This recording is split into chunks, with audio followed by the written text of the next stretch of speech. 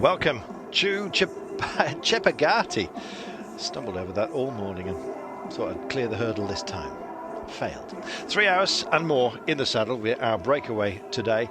And we're on a triangular finishing course after the GC men think is the heart of the race was sadly ripped out, of course, yesterday.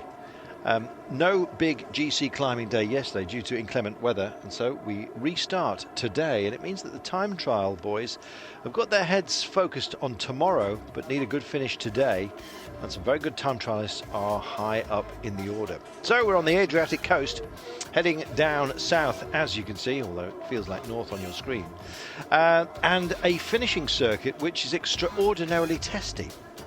It's a triangle, as you can see, 3 times across the finish line, 2 laps, and well, sign up for a little bit of hell if it's not your kind of thing. Some smiling, some not, and at the sign-on in Castelraimondo, I don't know who Raimondo was, but he has a nice castle. Suddenly, this race is wide open. A little bit of controversy overnight as Vincenzo Nibali decided to start criticising this race, and indeed question whether he's even going to turn up at the Giro d'Italia, Matt Stevens.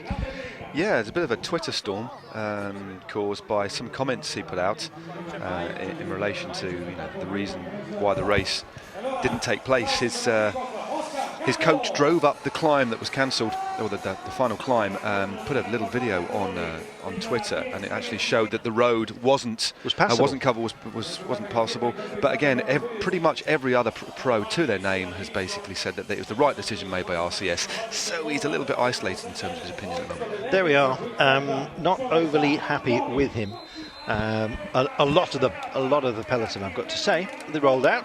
Cancellara, father of the pack, I think it's fair to say, and they rolled into it with our glorious leader out in front. Stybar maintaining that blue jersey. Will he hold on to it, however, by the time we get to the time trial tomorrow? Big question.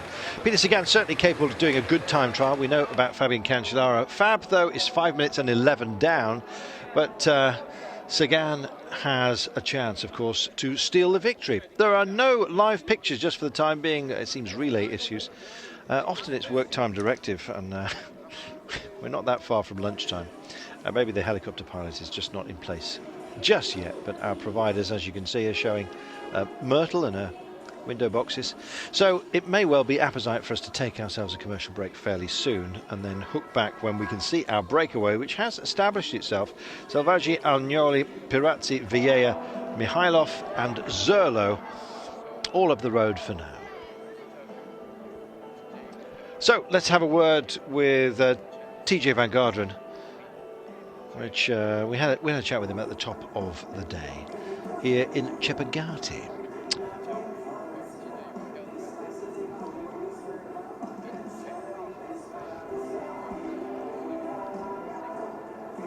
And indeed, finally, here is TJ. Sorry about that delay. After the quit of the fifth stage. Yeah, the 5th stage, it's a pity about the weather, and there's nothing we can do about that now. We have to look forward, and obviously the GC is going to come down to the final time trial. 10K tomorrow, and we're going to have to go full gas there and make sure to stay out of trouble today. What's your feeling for the final stage, the crowning Samuele de Tronto? Yeah, I mean, I go into it with some confidence, but I think the lack of the summit finish definitely didn't help me. Now we have 10 contenders, whereas there maybe would have only been 2 or 3. So, but you have to put that behind you and go full gas tomorrow, and just give it everything. Do you think is more dangerous, Jungels or Stybar for the top of the GC? Yeah, like I said, now there's 10 contenders. I mean, even Greg Van Avermaet, we're going to try to get him some bonus seconds today, and he goes pretty good in these shorter time trials. Stybar, Jungels, even Peter Sagan could pick up bonus seconds, and he's, he won the Tour of California time trial in a similar fashion last year. So there's a lot of contenders, but we're in a good position, and we're going to give everything to try to win this race. Well, there we are. Due to technical problems, it seems that images on site, I'm afraid, giving us some jib today. Not a Eurosport issue, but our providers, sadly, not hooked up, and that's a shame. Let's just dwell then on what TJ Van Garderen was saying.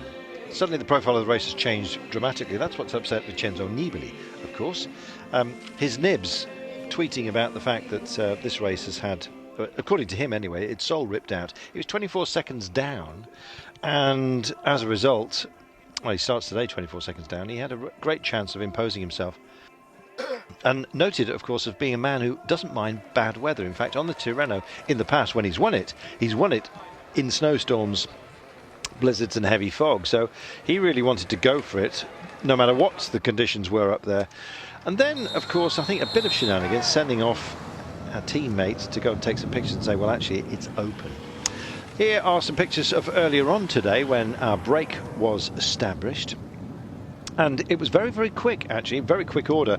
And some familiar faces as well. I've been in the break on a number of occasions. Indeed, the teams that make up the breakaway, very familiar to you now. It seems that the local Italians, who don't function that high when it comes to the World Cup, when it comes to their World Cup rivals, have a go. So, Astana are in here, but Bardiani likewise with Stefano Pirazzi, a man who's taken a stage on the Giro d'Italia back in 2014, as I'm sure you remember. That was a lone attack on a pretty similar kind of parkour to today.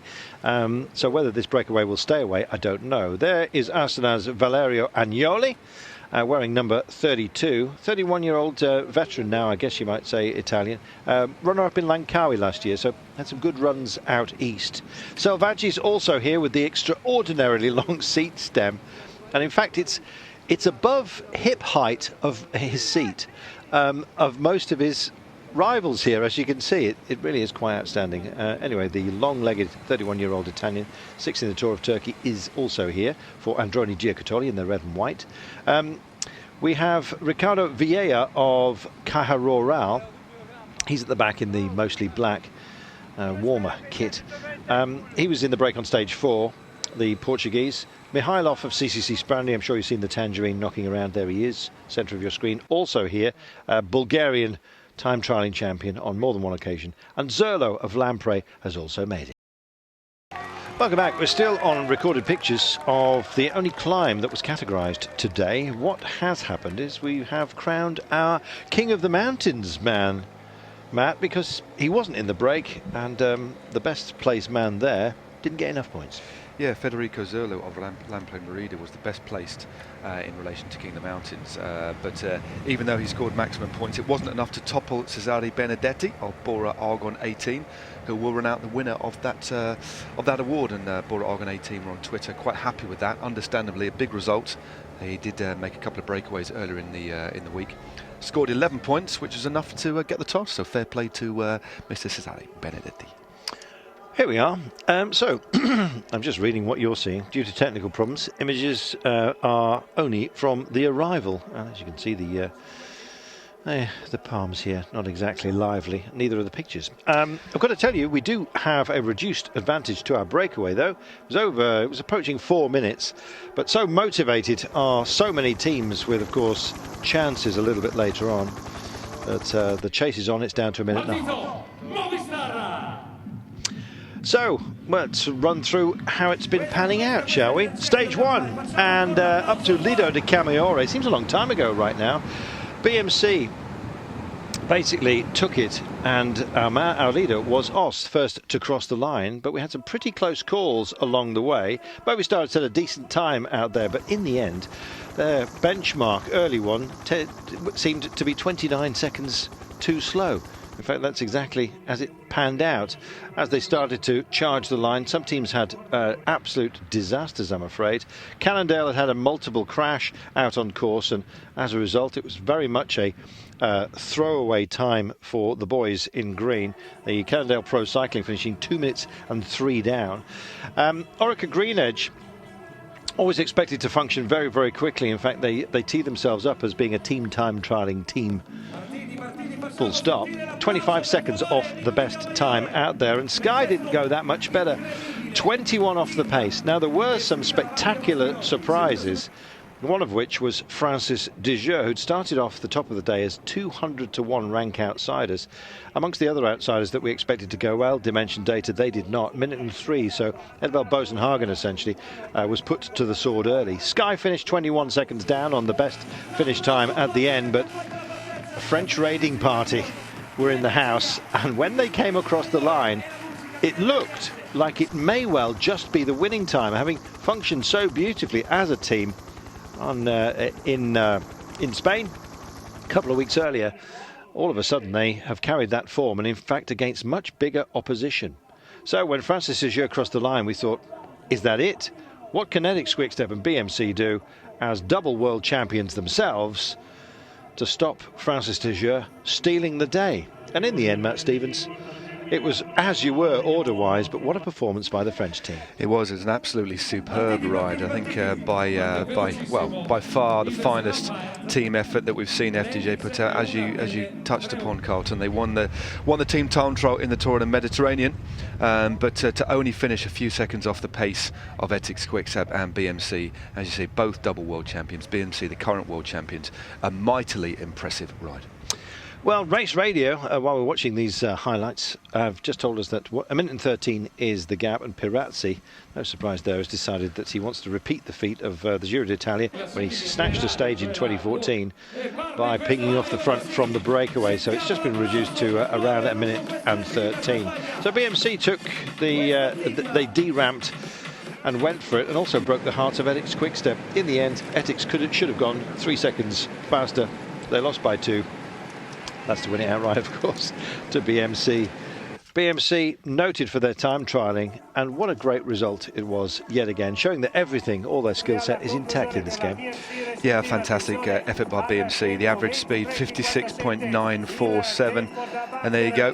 Os of Italy crosses the line, or crossed the line in first place, so he was the first rider in this year's Tirreno-Adriatico to take La Maglia Azzurra, the blue jersey, and in fact dedicated his win to Adriano Malori, the Italian time trial champion, who was sadly injured in a training crash, and hopefully, well, we know that he's back, will be back on his bike very soon and racing in the next few weeks. But a very kind gesture there from Daniel Os.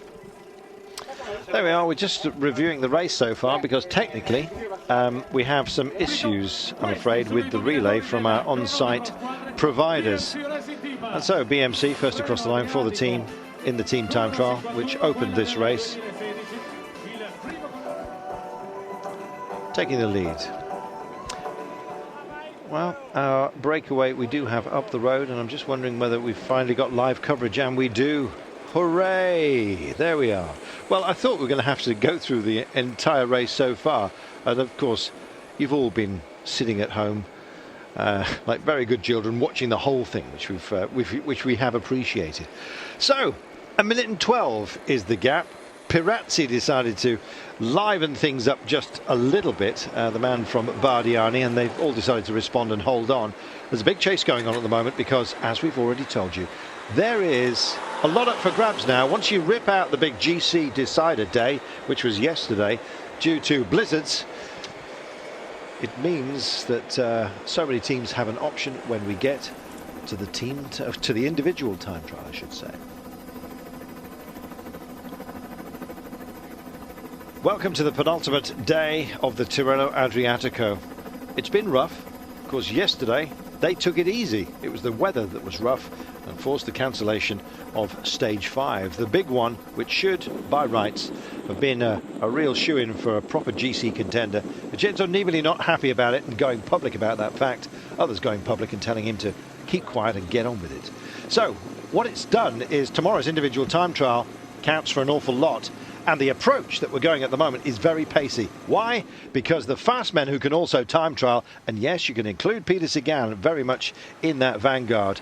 So Tinkoff Saxo are doing a proper chase at the moment to try and wind in 6 guys who went up the road very, very early. Their maximum gap was up towards the 4 minutes mark. It's down to a minute and 9, and I'm afraid they are done for as we come into our final triangular circuit today. It will be 2 laps, 3 times across the line. Third time of asking, we'll find a quick man who can take a ramp, surely, that's going to cross this line first. Well, we've clearly got huge complications with the relay live today. So I think what we might do is take ourselves a commercial break. It is a helicopter issue. It's the relays. There's a relay issue from the bikes to the helicopter. And worst of all, Matt Stevens, it seems to be intermittent, which doesn't make our job any easier because we're bouncing all over the place at the moment. We are, of course, a host broadcaster will try and get you pictures as and when they can. I think in about 30 seconds' time we might be seeing some onboard footage from Tinkoff Saxo yesterday, which could be quite interesting to see. But there's a shot of the finish. It's a real long drag. As you say, Carlton, the finishing circuit is a triangle, but the final long drag to the line, 2.5% average gradient, but with a nasty kick up with about 3 Ks to go. So again, will it be one for the pure sprinters? Will it be one for the punchers? Only time will tell. It will indeed. Let's enjoy some on board, shall we, from yesterday.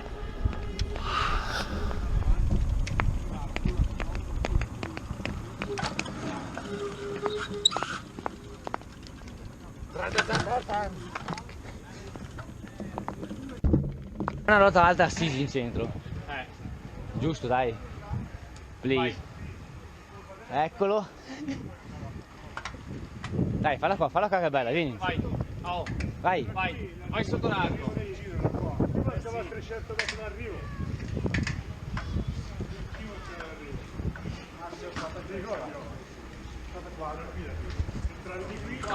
Sì. Quanti da qua? Ecco, punti lì. Allora qua.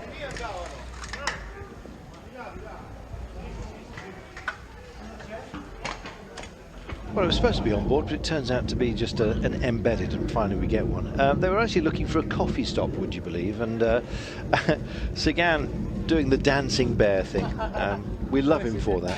He is good fun. He's a remarkably talented bike handler, and any opportunity to show off his skills and his prowess, he does play to the camera. But this is during their 2-hour ride yesterday in place of the stage that was never to be.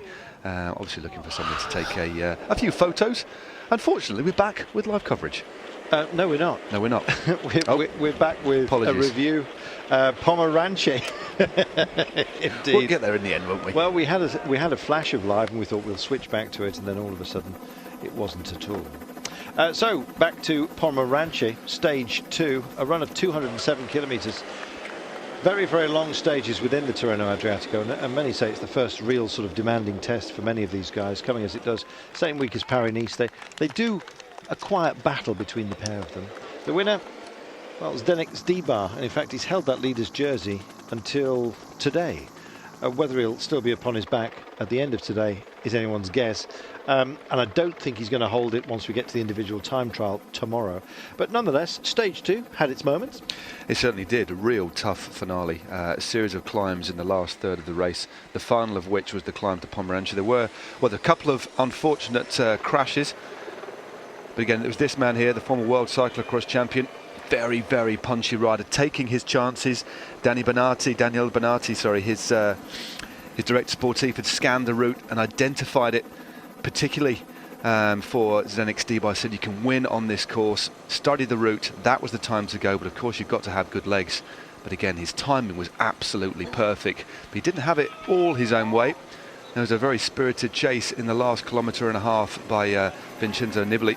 Didn't quite get across the gap, but a very technical run into the line, which again suited Stybar because of his, his very, very good bike handling skills. Yeah, indeed. Brought over, of course, from cyclocross, where he is a master.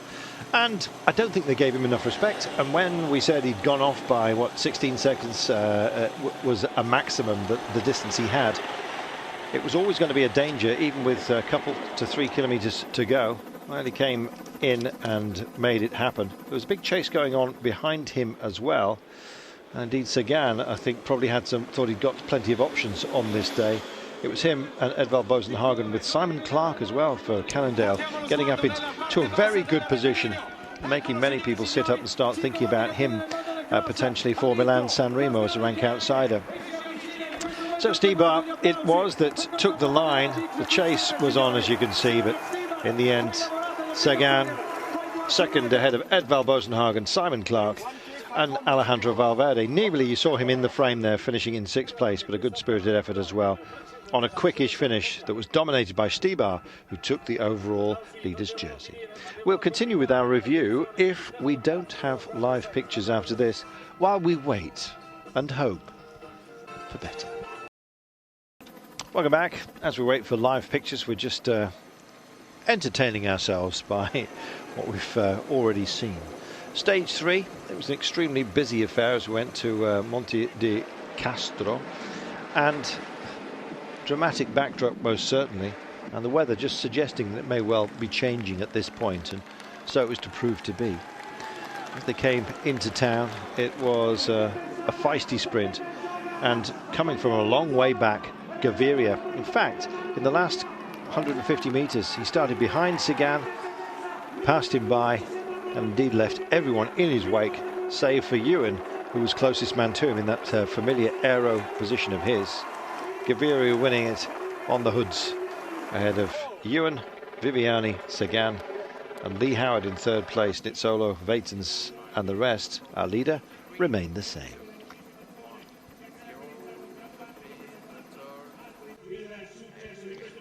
Just reminding ourselves of the spectacular finish into Monte di Castro of Gaviria, with Ewan closest to him. And when you know that Gaviria started that 150 behind Peter Sagan and had the beating of him on the kind of incline that you'd have expected Sagan to thrive, it sort of underscored exactly what Gaviria was offering up to us.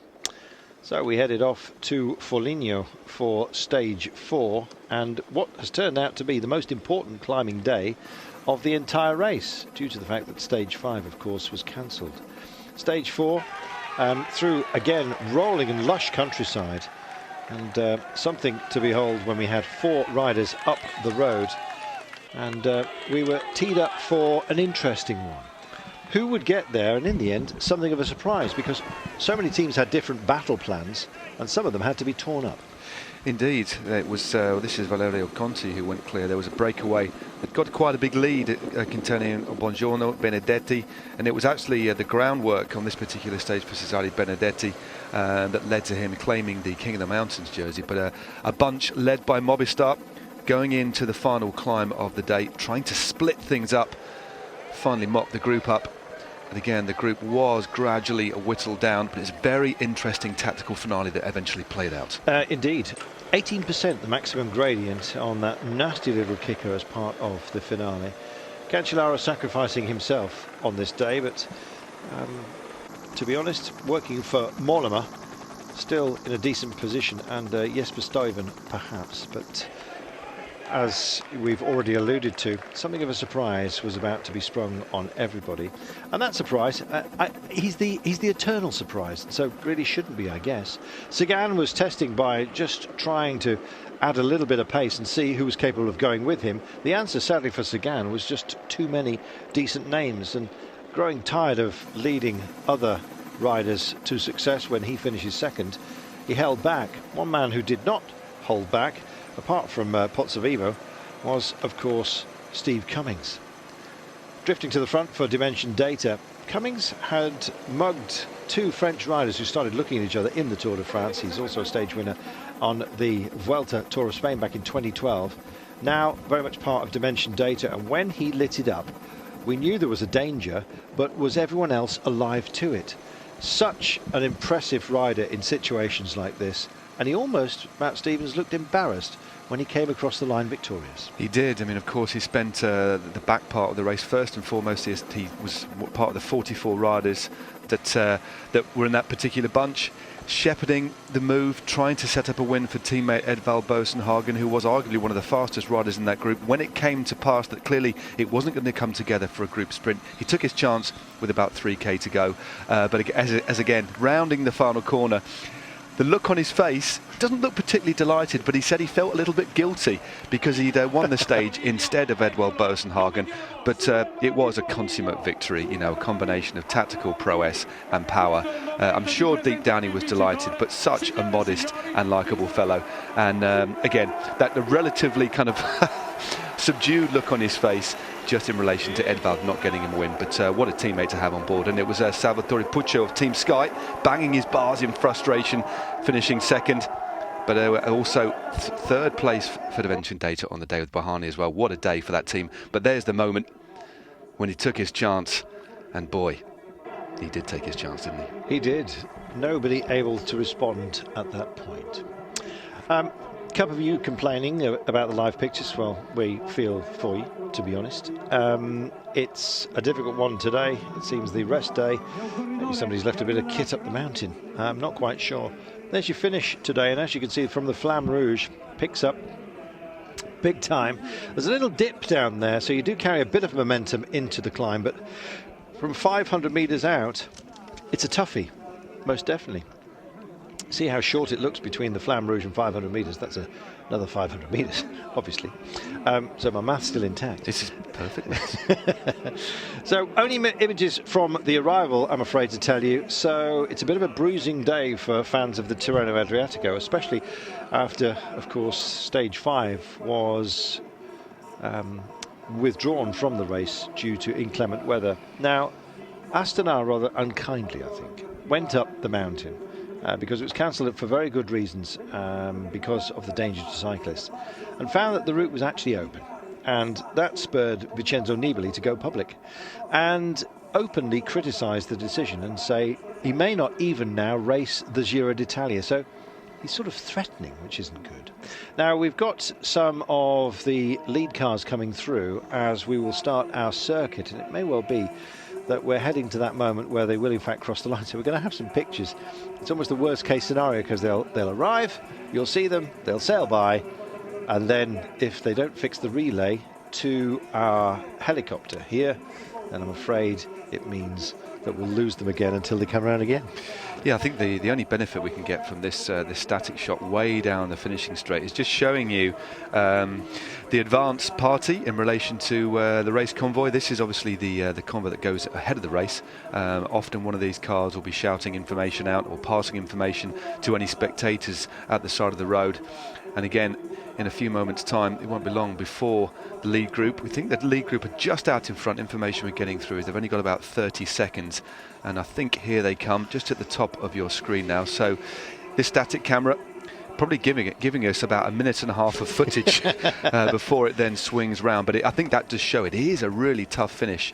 Will it suit Gaviria? Will it suit not so much TJ Van Garderen, but teammate Greg Van Avermaet? Because at the top, it's very, very finely poised. But I think the rider that could gain the most on a finish like this is Peter Sagan. And remember, 10, 6 and 4 seconds on the line, and Peter Sagan only 9 seconds down on general classification.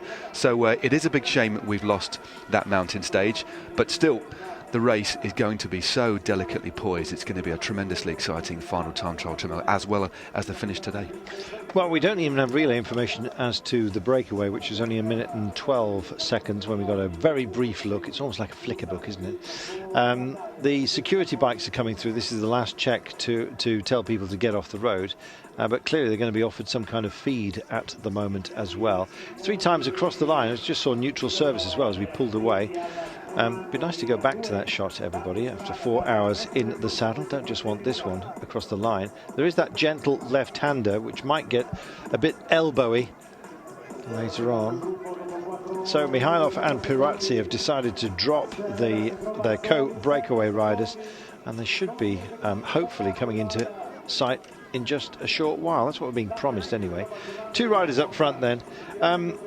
Pirazzi is used to doing this sort of thing, and quite often when he goes for it, our Italian colleagues even on air say, what on earth is he doing that for? He does strike out alone when he really does need allies. His strategy is often questioned, but to be honest, it's worked for him in the past, so why not? It certainly has. You know, wanted to sort a stage of the Giro d'Italia back in 2014, and just looking back through his Palmares, you know, as well as being a very attacking rider, he can ride solo very, very well. You know, was second in the individual time trial championships of Italy back in 2013. So not only is a rider who's sharp and has that kind of attacking nature, he is a rider who, once he's away, can settle down into that good, strong rhythm. But I think significantly in relation to the 2 riders that have gone clear, Pirazzi and Nikolai Mihalov, the Bulgarian road champion of CCC Sprandi Polkovici, is if these two riders stay clear, they will snaffle the time bonuses that are on offer first time across the line, because we do have one remaining intermediate sprint when we cross the line for the first time. At some point they will come round this corner, but I don't think they've got a particularly big lead. Here we are. And this is the chasing bunch. We have live pictures.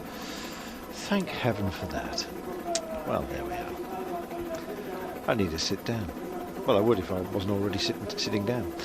Stand up and then sit down again, Carlton. Maybe that'll do the trick.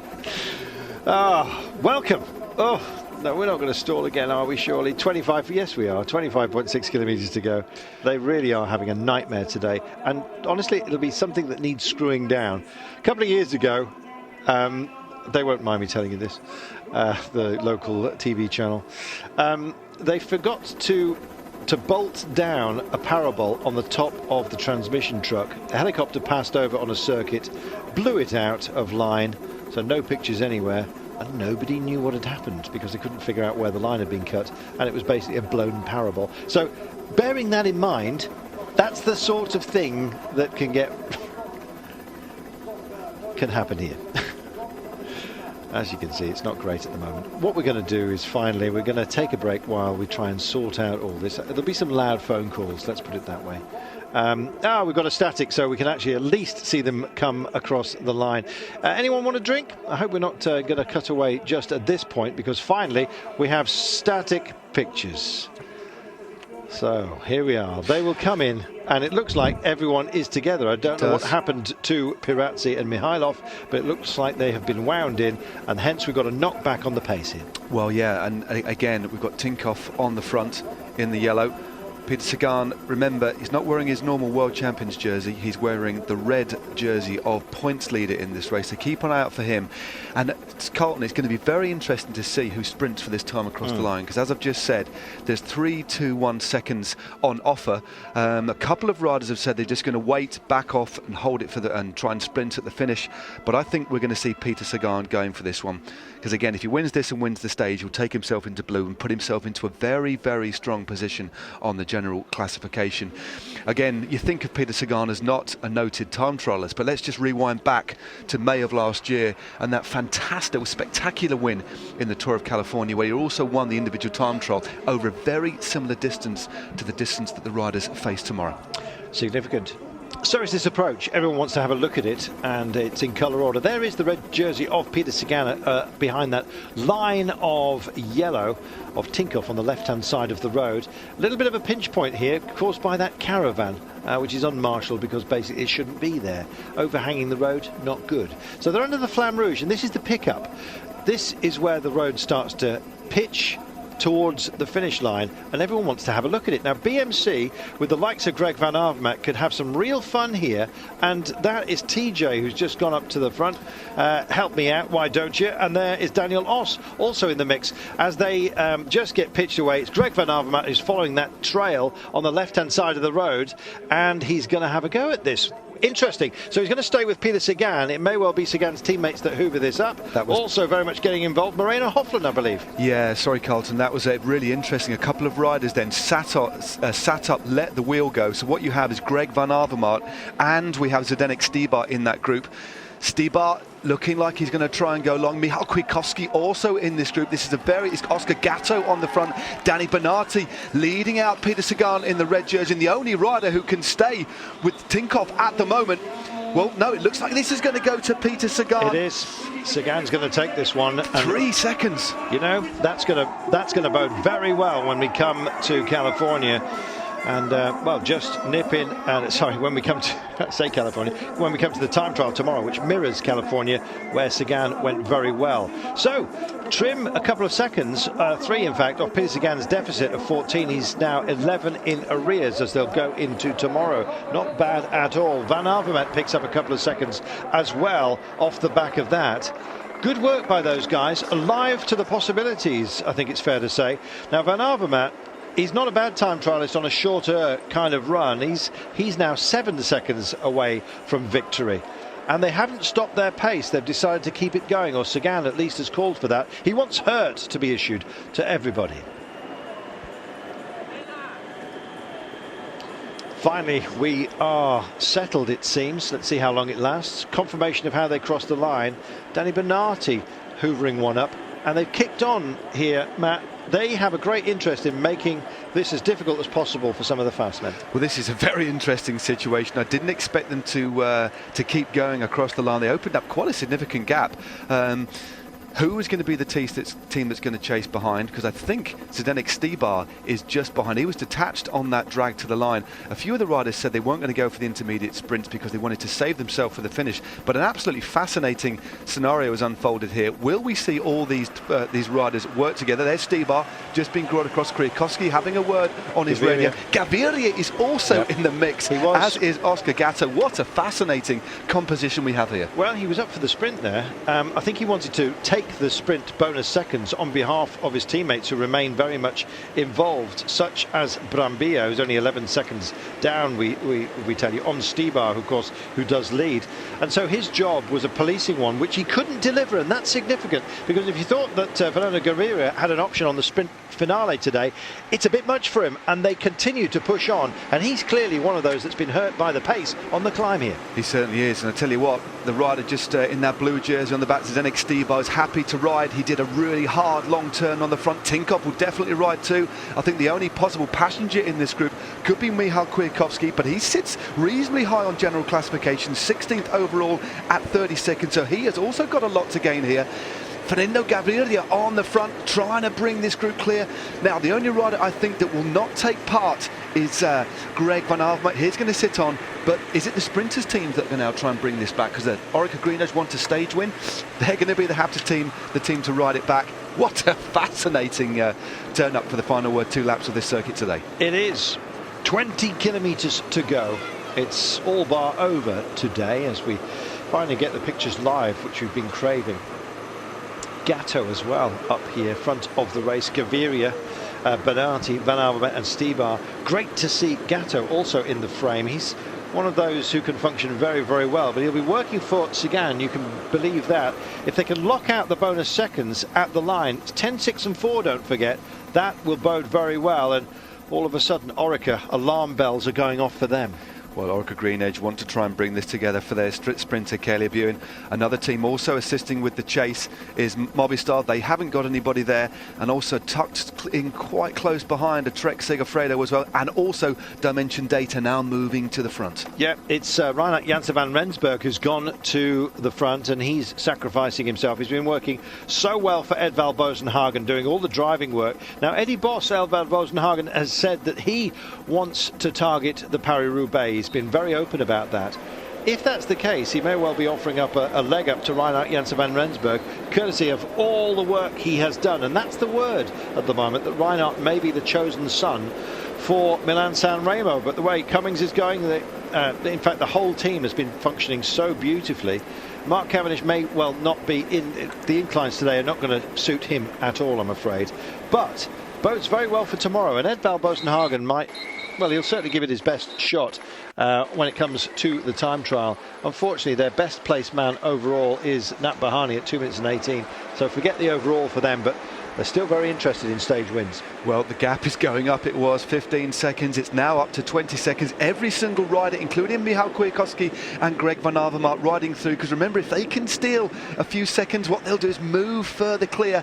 And all the riders in this breakaway, apart from 1 or 2, Gatto and Danny Bernardi, have interest on the general classification. 20 seconds is the need, and now Trek Segafredo get involved with the chase, along with Dimension Data in the white and black. But of course, amazingly, Etixx-QuickStep have 4 riders in the move. My. You can see Edvald Boasson-Hagen, I think, probably would have started as one of today's favourites, and he'll go well in the time trial, that's for sure. This is your Etixx-QuickStep lineup right now. They've had so much of this race in terms of success off the back of Stybar's stunning performance into Pomeranchi on stage 2.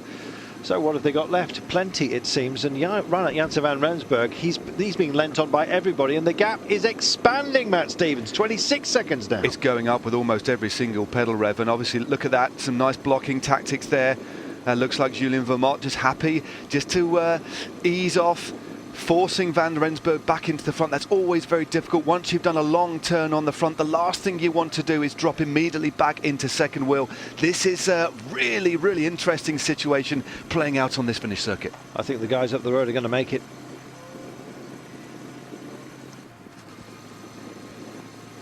"17 kilometres to go." We're on the finishing circuit, which is actually triangular in nature, and in fact it's just over 11 kilometres in length, so they'll be coming over the start-finish line in just a few moments' time. Well, in 5 kilometres' time, forgive me.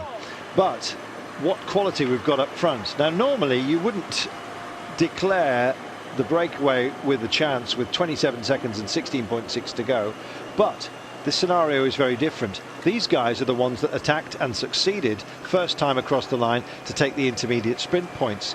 Now we know how effective they were at distancing everybody else. They've not only held that distance, they've extended it very, very gently, and there doesn't seem to be a great deal of desire to engage in a chase behind. Francis Deschamps are trying to, because they want to keep Thibaut Pinot very much alive in the rankings. He's only 18 seconds down, and Reichenbach, a strong Swiss who's part of their team as well, who potentially could produce a surprise in the individual time trial, to my mind anyway, tomorrow. But 16.1 to go, 27 seconds. It's wavering, but there's no great desire to chase them down because of the amount of effort they're putting in here. This is a quality group. This is the sort of group that can make it all the way. Well, this is a group full of very fast riders, full of classic specialists, riders that we know have a lot of strength and resilience at the back end of the race. These are some of the finest classic specialists in the world, and of course some of the fastest finishers in the world too. Didn't expect to see Gaviria there, but he's working. Trentin, what a strong rider he is. We're now seeing Astana join in the chase as well. It's a desperate kind of situation going on behind. 1 or 2 teams putting riders near the front, but literally with each pedal rev now, the group in front are going clear. 31 seconds now the lead. Well, we know that Bahani can lay it down when he needs to. He's a fabulous time trialist himself. Going for it right now. No chance of overall victory, but again would love to tee up a good run to the line today. It was interesting, I saw Simon Clark getting involved, and Nibali, after so much criticism, has decided to hell with this. If I can't win it on a mountain, at least I want to be part of the action. He's capable of bridging, Nibali, but this I think will be a hiding for nothing, and maybe just a bit of PR work, because he's been roundly criticised in the press for his comments, saying that he may not come to the Giro d'Italia at all. And was that Pozzovivo was setting off after him as well? We'll find out in a few moments' time. But Nibali has attacked from the group, trying to bridge over. It's not Domenico. It looks like Jan Bakelans of Belgium. He's had a good race so far, just about to bridge across to the gap. I think this just shows that Vincenzo Nibali senses danger. He is not happy with that move. Nobody's happy with that move that's gone clear, but not happy with the chase. The gap is going up all the time. It's now at 35 seconds, but all this is going to do, Carlton, is provide a carrot for the chasing bunch behind. I do not think that Nibali is going to go clear at all here. No, I don't think so either. And as I say, I think this is very much about public relations. There we go, 14.9 remaining. 35 seconds the gap from a high quality breakaway group, and here they are. Peter Sagan very much in the house, and he's got support as well. He's got Bernati along with him from Tinkoff. Sagan in the red jersey. At the back, that was Greg Van Avermaet, who's still got an option to win the whole race. I suggest Van Avermaet is the biggest danger within that group. Here we are, our men up the road, Bakelans and Nibali. They are out from the pack trying to chase down the break, and they've got them within sight, almost tantalisingly so. And maybe this will be a good piece of public relations for Nibali, who's criticised the organisers here. Says he might well even sulk away from the Giro d'Italia because they ripped out the stage where he thought he was going to win Tirreno-Adriatico, as he has done before, the Queen stage in inclement weather. He wanted to go into the blizzard.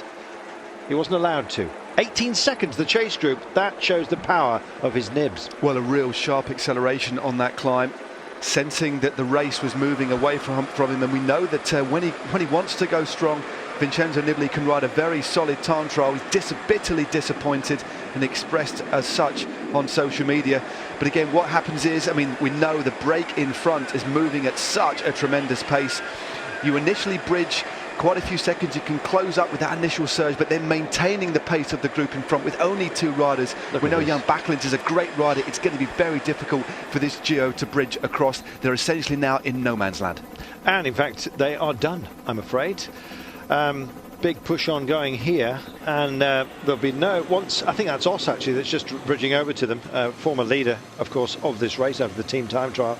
They've got no interest in pushing on. They'll latch on and almost be a psychological magnet, a magnetic anchor for those guys. Here we are then.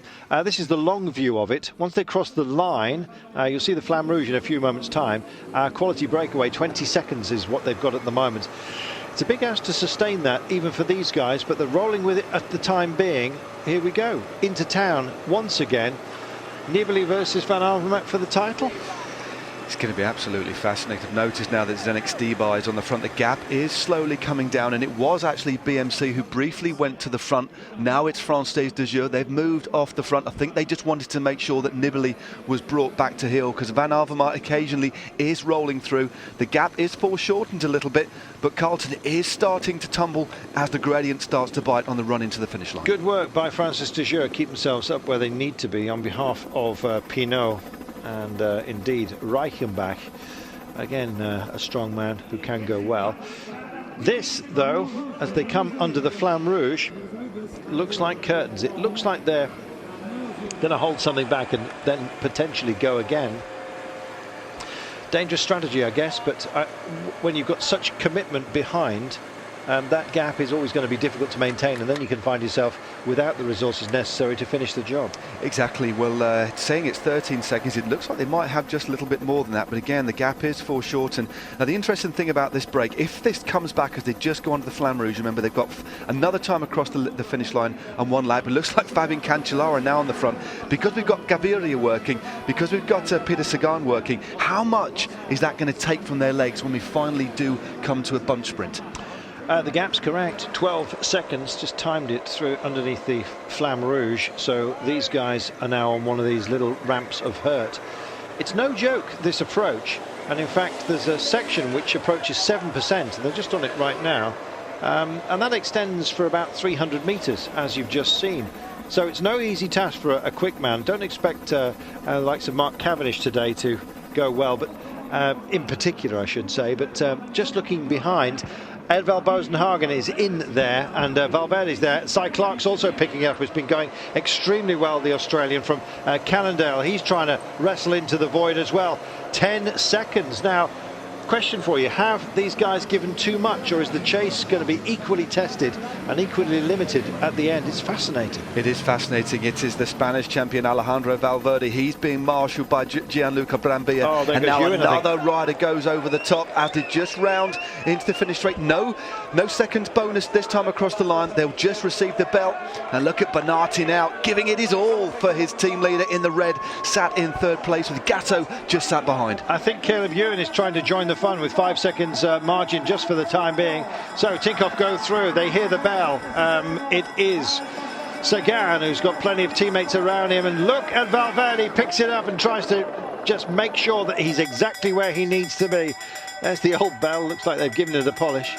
Looks like it sounds rather undramatic, that particular bell. It's not Neptune's bell, which we'll have tomorrow, of course. That's a far nicer looking thing. 4 seconds only, so essentially all back together with just over 10 to go.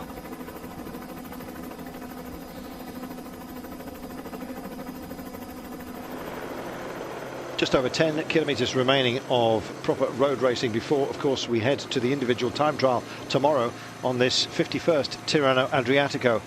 They've got a bit of respite, a little bit of a descending, as you can see, and Peter Sagan, no surprise to see him up towards the fore, and I think Valverde is just about where he wants to be at the time being. 6 seconds is the gap. Again, this is a sort of it's not foreshortening. This particular camera lens makes the gap look a lot bigger than it actually is. Here we are, back to base as it was, and that's your Reinhard Janse van Rensburg, who's now right at the back, having done a proper job of trying to marshal the breakaway on behalf of Edvald Boasson-Hagen, who's got a chance today, and he's in this secondary group. He is. We know where there's Looks like the bunch is absolutely, well, it's split to bits on that climb under the impetus of some real hard turns, several really stinging moves by Valverde, absolutely desperate to get back. But now the momentum is back in the front group. They're gradually creeping away, but look behind Carlton, no real cohesion in the chase, just individual riders trying to get across. They swing across the road and the gap creeps up. Now, this, I believe, is, it's not Colbrelli, is it, who's decided to... I beg your pardon, you're absolutely right, it may well be Gonçalves. In fact, it is Gonçalves as we get a little bit closer. Forgive me for that. So many teams with options today, and I guess they were hoping that some of the bigger names might well just mark each other out and do a Sagan by looking and saying, I'm not working, and open up the floodgates for some of the pretty good sprinters, but not maybe the top levels, who can also take a bit of a ramp. I'm thinking about the likes of Colbrelli, the aforementioned, quite a few others as well within the ranks of the Italians who can go pretty quickly. Gavazzi, Bandiera, etc. from Androni maybe. They are in the pack here.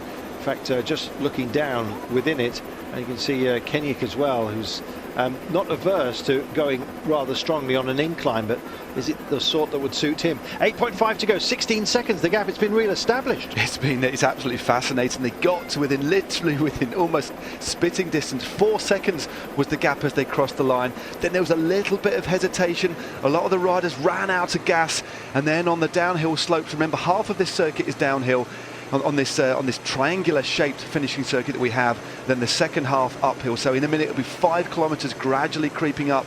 And again, because of how aggressive and how fast they've ridden this circuit, many riders are going to be left with extremely sore legs. It's not going to be a conventional sprint by any stretch of the imagination.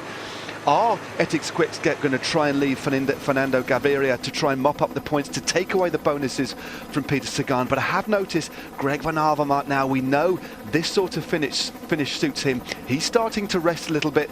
But of course, Tinkoff have troops to spare. Banati and Gatto, they're certainly going to drive all the way to the line, as is Matteo Trentin. Kwiatkowski's going to ride, also Banati too. This is fascinating. 7.2 kilometres to go, 17 seconds, and again they have not been caught. It looked so likely that they would, especially from the foreshortening camera that you saw a little bit earlier on. Trentin doing a fantastic job. Stybar, of course, also here with the leader's jersey, not that dissimilar from his team jersey. Flicks the elbow out, and I think you might see Gaviria coming through. Now, he didn't look strong when they tried to go for the intermediate sprint. He looked like he was stalling, unfortunately. Banati and Gatto come through, and Peter Sagan is very much there, and he's not having to do much work at all. Likewise, Van Avermaet, both resting up at the moment. Indeed. Well, Greg Van Avermaet has now moved himself into second place overall at 7 seconds by virtue of the 2 bonus seconds that he got. The gap now 20 seconds. Movistar on the front, really trying to drive this bunch, but the group in front working very well. But interestingly, Van Avermaet now sitting back a little bit. He could be the favourite for the sprint, but look who's moving up on the outside, the powerhouse that is Fabian Cancellara. Can he alone bring them back with just over 6 kilometres to go? Well, yes, but will he? That's the point. We don't deny his prowess.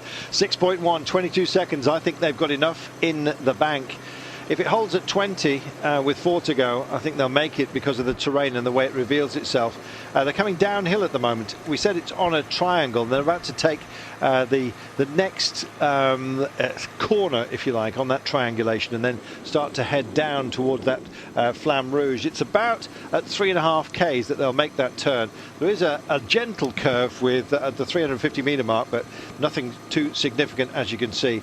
And I think it's going to be minor places for these guys only out there. Orica working for Chavez during this race, of course. He's 34 seconds down. Caleb Ewan would have thought what might have been, I think. It's been a missed opportunity for the Orica-GreenEdge boys. Indeed, they're just surprised that they've missed that move. It's now Alex Dowsett on the front for Movistar and moving that. Now this is what happened, a few little tentative attacks. That looks like... who's that? Looks like Henrik Hausler now on the front. There's a crash in the middle of the peloton. Yes, they're all moving all over the place, and that's put paid to all of that. Oh, and that's as well. Sorry, almost miscalled it there. Cy Clark just pulls himself away from the wreckage. Heinrich Hausler has actually been caught out by this. It wasn't Hausler up front, and this does not look like a happy place, I'm afraid, for Scarponi, and he's holding his shoulder, and he's a vital cog within that Astana team. And that, just take your time, but that to me looks like shoulder or collarbone, I'm afraid. And straight away the doctor is with him, and he knows, shakes his head straight away. Let's have a look at it. Peels across the road. Now look, oh my goodness. There's a flick across from Heinrich. Well, a little bit of a movement from Heinrich Hausler. There's a ripple effect just behind. Collects Simon Clark, the Australian for Cannondale, within the crash. He got up. It was a quite benign moment for him, but some went down very, very hard, and I'm afraid worst of all of them appeared to be Michele Scarponi. So onwards we go, but that will have knocked the heart out of the engine room that was chasing these guys down. 22 seconds the gap. I suggest to you, Matt, that we're going to find our leader and maybe race winner from this group. Yeah, I think the heart has gone out of the chase. As Bernardi now, he's utterly spent. He's done a long, hard turn on the front now. Matteo Trentin of Etixx-QuickStep, a remarkably talented bike rider, completely and utterly at home in a move like this. Has the kind of reserves, has the sort of power. Now the race leader, Stybar, moves to the front. The lead has come down a little bit from 23 to 20 seconds. And there is the face of the world champion in the points jersey at the moment. He's going to keep on riding to the line, but the danger man for me in this move, Carlton, is Greg Van Avermaet, who's not done a turn. It's the kind of finish where he could jump away, not only win the sprint. Will he do it? That remains to be seen. Greg Van Avermaet wearing the red and black of BMC Racing, not to be confused with the red jersey, the points jersey, which has been worn by Peter Sagan. Here's the pickup and an attempt to get back into the fray, but with 19 seconds to go, they're not going to make it, not on this kind of terrain. And there's a big nasty ramp, as we remind you, on the approach from the Flamme Rouge, which again will knock these guys back. That said, those who've been up front have been working so very hard, least amongst them in terms of effort inputted into the push has been Greg Van Avermaet, rather cleverly holding himself back, only 9 seconds down. There we are, confirmation of those who are in the frame. Don't count out Kwiatkowski today.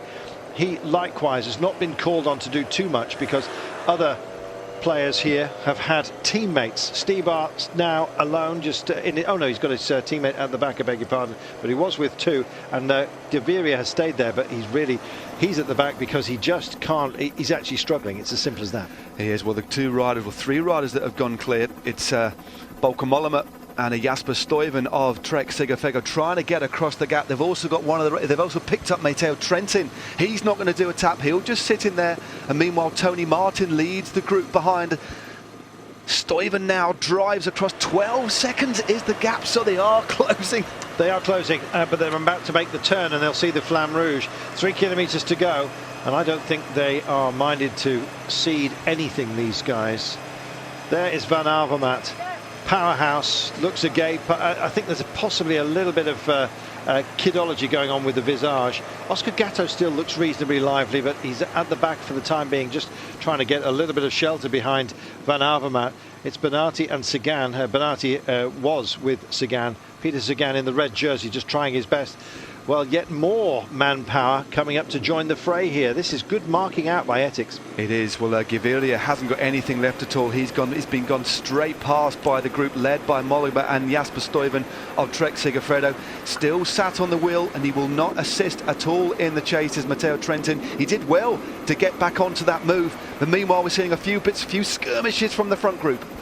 Gaviria looked spent, didn't he, on the last time, particularly on the intermediate sprint where he tried to go for it and just faded, and he's been hanging on for such a long time within this break group. No surprise to see Gaviria going backwards and being found by the guys who are now 11 seconds down on these. Unless they really start cat and mousing, I think they've got it wrapped up. It's a question of who. So who's your money on?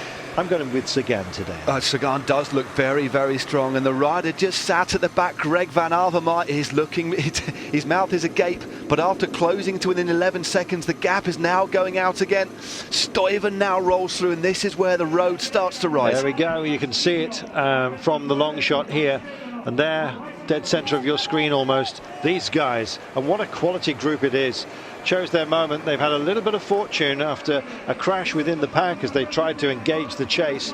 That's all bar gone right now, and there's the Flamme Rouge. And don't worry too much about the foreshortening effect of the camera. These guys, I think, have really got their work cut out if they were to make over Mollema, Trentin and Stuyven. Mollema is going to feel aggrieved here, 26 seconds down only. Stuyven's there to help him out. Could have done with the bonus seconds. He's not going to get them, I'm afraid, because it's almost straight to the line right now, and the guys up front are now starting just to weave a little bit, as if to say, come on. I think Greg Van Avermaet is the free rider just for now. But all pressure yet again on Peter Sagan for this at this moment. He's got a great chance, especially with the way this race has panned out, of dealing with it when we come to the time trial. But Van Avermaet doesn't do a bad time trial either. That's tomorrow. So today, the last bit of open racing for you before we get the race against the clock tomorrow. Final kilometre coming up right now. Flamme Rouge Beckets. Well, Movistar now are on the front, closely followed by Lotto NL Jumbo, who is driving on the front. Luckily for Peter Sagan, he has a very willing teammate in the form of Oscar Gatto, who's in fine form. They take the Flamme Rouge. The rider, to me, that is the danger is Greg Van Avermaet. Very, very tactical, very explosive, does pack a punch. But what you have to consider is all the riders in the front five-man group, Carlton, have all been working very hard. Who has got anything left in the tank to try and take this victory? Let's see. Van Avermaet nearest to us for BMC. Peter Sagan in the red. Of course, for Tinkoff with a teammate that's doing the driving. Kwiatkowski looking like he's a little bit second hand, but that might be kidology in front of Stybar, who wears the blue leader's jersey, and it's left now to a quartet. Those that we've picked out for you are in action, and here comes Kai Roral on the chase down. They realise the danger and going for it out of the side of it's Kwiatkowski. Maybe it was kidology, not quite sure. Stybar tries to stay with him. There is Peter Sagan as well. They're in a line with Van Avermaet at the back. Who's going to get mugged today? I'm hoping that Sagan doesn't at least finish second, and he's made a gap. Kwiatkowski's pulled it away. This is a man, of course, who wears all kinds of colours because he has done the job in the past. And Sagan's back at him. Sagan goes round the corner. He's round him. Van Avermaet's on the chase. It's going to be Sagan versus Van Avermaet. Van Avermaet's still got time to close it because Sagan lights it up. These two, the main principles that we thought were going to be. And Van Avermaet drips out. He's going to take the head, is he? Sagan's not going to finish second again, surely, as he hit the line. Oh, history repeating itself. Van Avermaet takes the day at the very last. Peter Sagan gets another second place. He'll be livid about that. So 10 seconds bonus to Van Avermaet. Wow. Taking the lead of this race, Van Avermaet. Peter Sagan close at hand, and it bodes for a very exciting time trial tomorrow.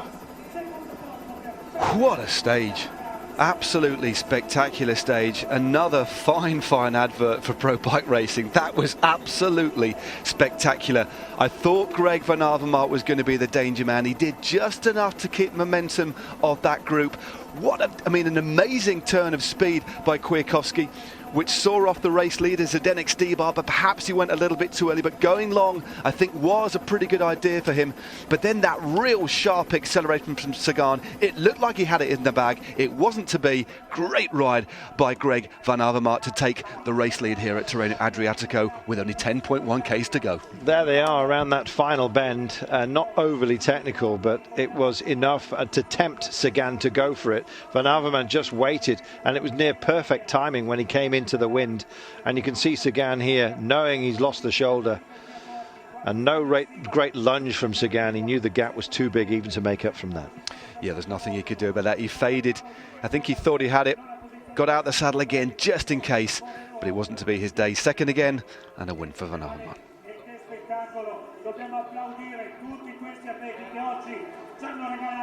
Grandissime emozioni, lo spettacolo, l'applauso per Daniele Bernati e Oscar Gatto che vanno a concludere in queste salve. Erano stati sicuramente tra i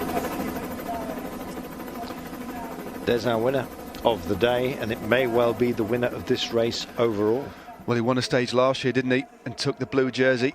And then he lost it on the hilly stage, but with the mountain stage completely gone from this race, it has completely changed the face of the race. But what a way, I think, for the riders to react to it. There's the confirmation of the result. Van Avermaet, your winner today. Well, Kwiatkowski thought he'd roll the dice, kept something back, but it wasn't enough to deny Van Avermaet. 10 seconds for him, 6 for Sagan, who got the same time as Van Avermaet across the line. Stybar, Caleb Ewan, who did a good push ahead of Valverde, Modolo, Rollins, Colbrelli as well, finishing 9th on the day. Wow. Well, this race is a fascinating one, and I guess an added element was the stripping out of the Queen stage with all the climbs, and it's given us this. Greg Van Avermaet, our overall leader, by a margin of 7 seconds. So BMC make the steal, getting the jersey back after Oss had worn it after the team time trial. And now we go into the individual time trial tomorrow, and still with riders with options. There are. It's very, very tightly packed. The bunch did close. Caleb Ewan just leading the bunch home. And there you go. Bike length in it there. A fantastically timed sprint. But that acceleration by Sagan with about 300 metres to go, I thought that was it. But he clawed his way back on the left-hand side of Greg Van Avermaet. What a year he's having. Himself the bridesmaid on so many occasions. Delivered the goods. Just got into the slipstream of Sagan, who maybe timed his effort a little bit wrong. It wasn't to be, but what it has done is set up an absolutely scintillating finale along the banks, well, along the shoreline tomorrow. But with it only being 10.1 kilometres long, the gaps are going to be very, very narrow. But this race is so delicately poised, very difficult to call. Well, I do hope that the inclement weather which is forecast, we're talking rain, doesn't happen tomorrow, so we get a clean one, but there may well be some good bike handlers who actually wouldn't mind a little bit of precipitation. We'll see. So they were going for it behind. I thought Colbrelli was motivated today, and Bardiani brought him home. He managed to get a 9th place on a day that really wasn't an out-and-out sprint. Lot, though, of riders out there today will be thinking, why couldn't just that element have changed and have had a chance? And it's been like that every single day, isn't it? It's been absolutely superb bike racing. You know, we looked at this this day. We thought that it might end up in a bunch sprint with teams, you know, with interest to try and keep it all together. But the real aggressive racing, significantly, I think that strategic hotspot sprint with 2 laps to go was the catalyst for this race to literally explode. It looked like the bunch managed to get things in order with a lap to go, with the gap only being 4 seconds, but the chase was so ferocious. The field were at 6s and 7s, no cohesion, and while the riders tried to get a bit of a breath, this breakaway then extended their lead, got the extra bit of motivation. Unfortunately, Peter Sagan had a couple of teammates there, as did Etixx-QuickStep. They were really there in force, but the Lone Ranger was this man on the left-hand side in the form of Greg Van Avermaet. He did just enough to roll through, to hold on. We knew it was a danger, timed his effort to perfection, takes the stage and the race lead. And you know what? He's not a bad time trialist, but nor is the man just behind him, Peter Sagan. Every week going to be licking our lips. This is going to be a fantastic final stage. And have a look at this. Here's your overall standings as we go into the final time trial. Greg Van Avermaet, Stybar, Sagan, Jungels with Brambilla in there. Thibaut Pinot 28 seconds down. Now, there's some decent time trialists in here. Bob Jungels probably amongst the foremost.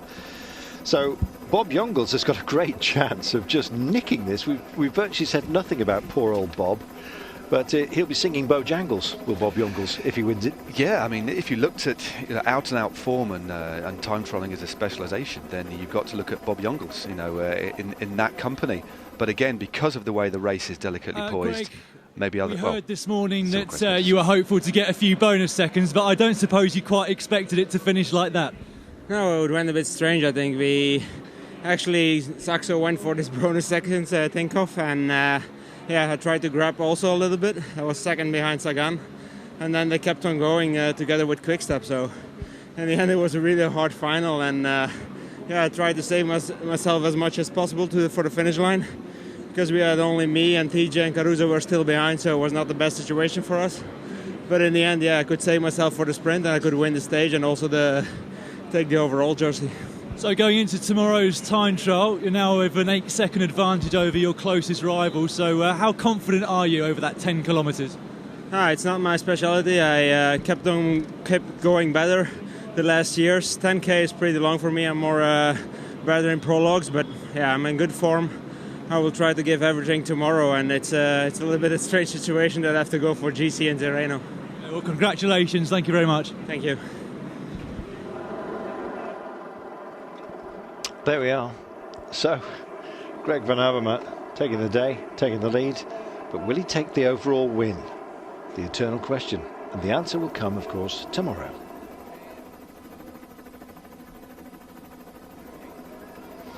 Well, we're being told about the excellent olive oil in the locale. It's an agricultural-based town, and I don't know. It was far more finesse about the performance today from just about everybody, but there was a whiff of the agricultural, was there not? They had to work very hard. They had to, really work hard. It was interesting listening to what Greg Van Avermaet was saying. He did just enough to keep the momentum of the group going, holding a little bit back for the finish, but still mindful of Caruso and TJ Van Garderen behind. TJ Van Garderen, without any stretch of the imagination, the finest time trialist, individual time trialist, in a good position for BMC. So what you didn't want to do was try and force that group too far, and in doing so, take TJ Van Garderen out of the picture. But Van Garderen still in a reasonably good position on the general classification, unless of course it's dropped out. I just